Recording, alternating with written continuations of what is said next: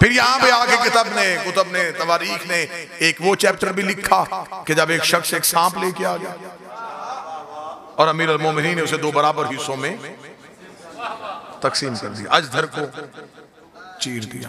یمن کے ایک شہزادے نے قبر علی پہ آگے چیلنج کیا تھا، اس نے آگے کہا تھا، اس نے کہا وہ بڑا جنگجو تھا، اسے اپنی تلوار بازی پہ بڑا عبور تھا، اس نے امیر المومنین کی قبر پہ آگے کہا، اس نے کہا کاش علی میں تیرے دور میں ہوتا تو میں بھی تجھے اپنی تلوار کے چلانے کا انداز سکھاتا۔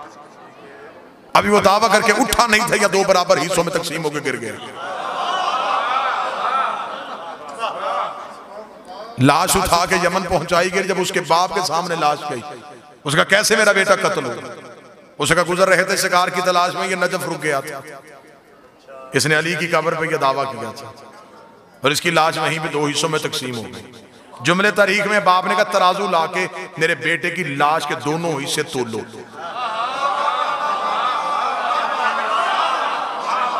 جب تولے گئے انہوں نے کہا بالکل برابر ہے، اس نے کہا علی نے مارا ہے۔ ایسی بہترین تقسیم،